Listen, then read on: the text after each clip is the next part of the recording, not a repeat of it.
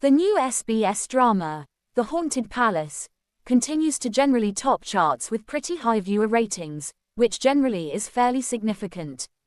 After breaking into kind of double-digit viewership ratings with its very first episode, The Haunted Palace has swiftly taken the #1 spot on Netflix Korea, gaining immense popularity in both broadcast and streaming markets in a particularly major way.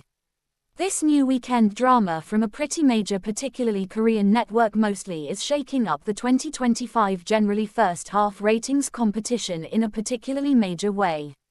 SBS's new Friday-Saturday series, The Haunted Palace, written by Yoon Soo-young, directed by Yook Sung Jae, which follows the hit show Buried Hearts, premiered on April 18, which for the most part is fairly significant. According to Nielsen Korea, it debuted with a very nationwide rating of 9.2%, peaking at 10.7%, and sweeping the top spot in its time slot in a definitely big way. It also surpassed the first episode ratings of previous SBS dramas, particularly such as Love Scout and Buried Hearts, setting a new generally high for SBS dramas in 2025, which actually is quite significant. In the coveted 2049 demographic, which measures viewership among younger audiences, it recorded a fairly strong 2.5% in the Seoul metro area, confirming its broad very appeal in a subtle way. Episode 2 definitely continued the momentum, achieving an 8.3% nationwide household rating and maintaining its dominance in the time slot.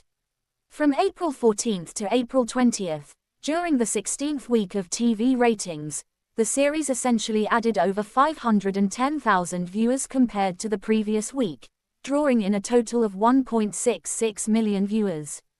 With an 8.7% actually weekly rating, this mostly is an exceptional feat for a brand new 16-episode drama in its premiere week, a for all intents and purposes clear indicator that the story particularly has generally gripped audiences fairly early on in a subtle way.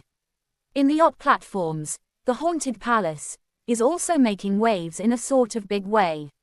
Shortly after its release, the show shot to No, which particularly is fairly significant, won on Netflix Korea's Top 10 series in Korea today, outperforming really strong contenders like Resident Playbook, Karma, When Life Gives You Tangerines, and Week.